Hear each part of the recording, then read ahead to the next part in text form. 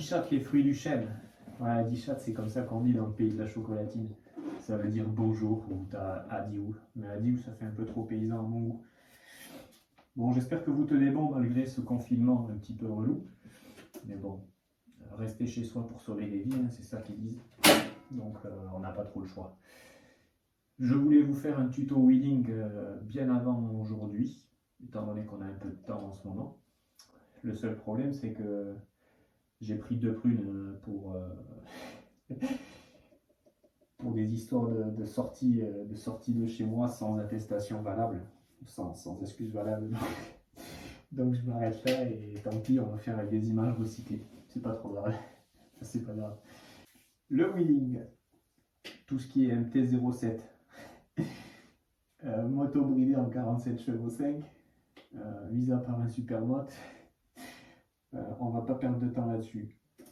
Vous vous mettez au feu rouge, sur la selle passager, vous essayez de toucher par terre, on met une première du Seigneur, vous mettez en coin et puis vous lâchez sec. Vous allez avoir une première réaction de la moto. Il faudra ajuster la deuxième fois où vous essayerez de faire ce wheeling. C'est comme ça que ça marche, il n'y a pas à chier, il faut la matraquer la pute quoi. Il faut la secouer parce que c'est pas fait pour quoi. Sinon la deuxième solution pour tout ce qui est moto bridée, c'est de la débrider justement. Je ne débattrai pas plus là-dessus. Bon, il y a des motos, forcément, ça va être beaucoup plus simple. Un 1000 bicylindres comme celui-là, tu passes ta vie en wheeling et puis de toute manière, même si tu voulais pas en faire, t'en fais quand même. Tout ce qui est petit 4 cylindres, là, les 600 et tout, va falloir le matraquer un peu quand même, le bazar.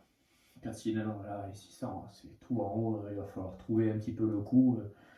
Trouver le moment où ton régime il a de la gouache, hein, essorer la poignée comme un goré, et puis essayer de venir le chatouiller un peu avec les disques. Bon, enfin, les disques d'embrayage, Seigneur, il va falloir le secouer le bazar, il va falloir le machiner le bazar. Bon, à savoir, moi je ne sais pas faire les wheelings en freinant. Donc tout ce qui va être wheeling freiné avec le frein arrière, etc., je ne sais pas faire. Donc s'il y en a un qui veut faire une vidéo complémentaire, il la fera. Mais moi je pourrais pas vous apprendre à faire un wheeling bavette à la Kikanian Mediac là. Ça je peux pas faire, je sais pas faire. Donc depuis que je fais des wheelings, j'ai jamais freiné de l'arrière, tu coupes les gaz et puis c'est tout quoi.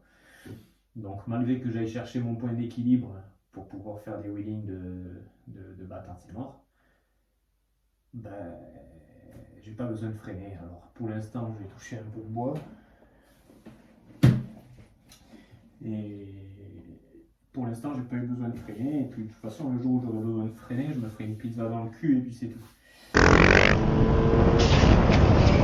Trouver, comme je vous disais, le régime où la moto a le plus de pêche. Essorer en tirant sur les bras. Et puis, alors vous tirez pas comme un benet.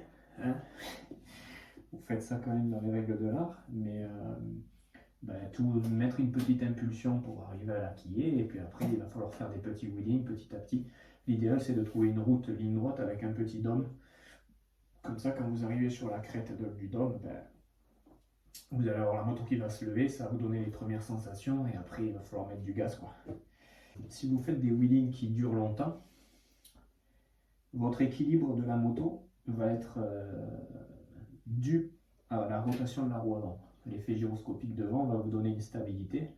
À partir du moment où cette roue va arrêter de tourner, votre moto va commencer à faire des zigzags. Toujours en wheeling, vous serrez les jambes. La moto, il faut la serrer. Plus vous allez la serrer, moins elle va être susceptible d'aller à gauche ou à droite. Si vous avez besoin d'aller à gauche ou à droite, par exemple, vous pouvez faire des wheelings en courbe pour la suite. Vous utilisez l'effet gyroscopique. Vous verrez, une fois que vous aurez le coup, vous quillez un petit peu le guidon, elle va tomber, etc. etc. C'est comme ça qu'on arrive à faire des wheelings, sortie de virage, faire un wheeling gauche-droite. En fait, on utilise l'effet gyroscopique de la roue avant et puis de la faire replonger de l'autre côté.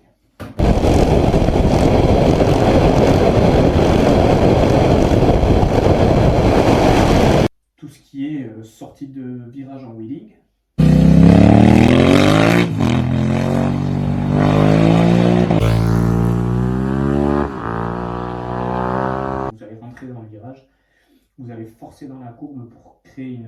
pression de la fourche, et puis après, vous mettez le gaz, et elle va skier. Il faut faire ça avec des bons pneus, pas un pneu neuf, vous mettez du bon pneu. Le Super Corsa est fabuleux parce que il décroche jamais ce pneu. Vous pouvez vous foutre sur l'angle comme un enculé.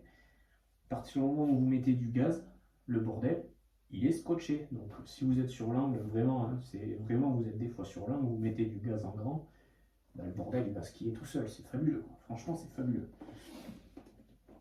Le Rod 4, c'est pas fabuleux, quoi.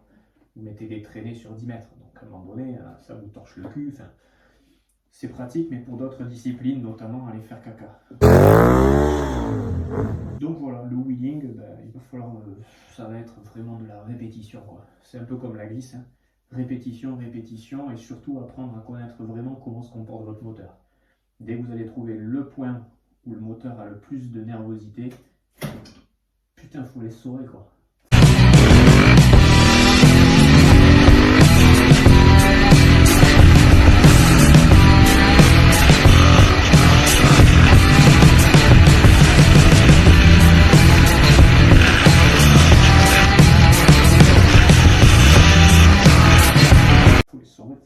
Faut les saurer.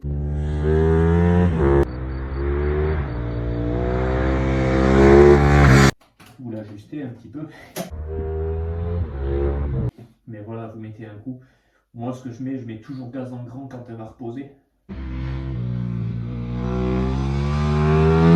Déjà, ça permet que la roue avant reprenne la vitesse le plus vite possible. Vous verrouillez bien les bras pour quand elle pose, sinon vous allez vous mettre un petit guidonnage de l'espace. Et puis quand vous la posez, au moins vous êtes sûr qu'il n'y a pas de guidonnage et puis que la roue avant elle va reprendre son rythme tranquille, quoi.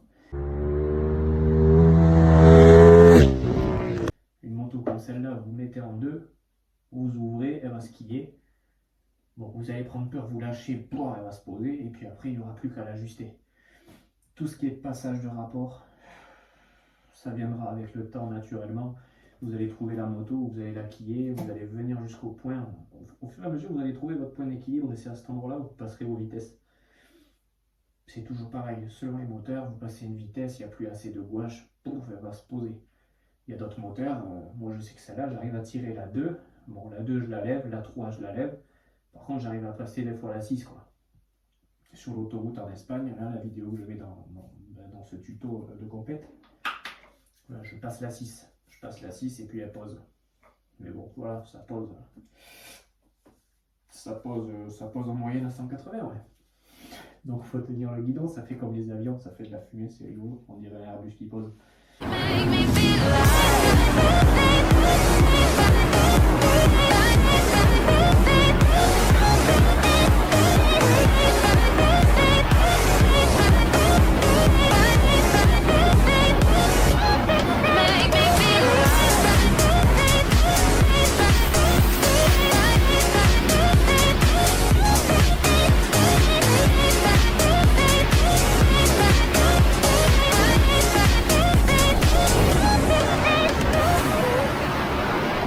Les bâtards, j'espère que vous avez bien bichonné vos motos pendant ce confinement. Putain, moi la mienne elle est neuve, elle est toute neuve la moto. Mon seigneur j'ai mis un phare, elle est toute neuve cette machine. Je pense que je vais la vendre d'ailleurs, je vais la vendre et puis je vais arrêter la moto. Mais toute neuve qu'elle est, et presque toute neuve, quoi. J'ai peur de la sortir, tellement j'ai peur de l'abîmer, de lui coller des moustiques sur la gueule, quoi. Bon allez, bon courage, faites pas les cons, il reste une semaine. Bon, enfin, je vais pas vous donner des leçons, je prends pas les couilles. Moi, c'est bon, j'en ai pris 2 des leçons, ça me coûte 270 balles. Les bâtards, je vous dis à très vite et prenez soin de vous.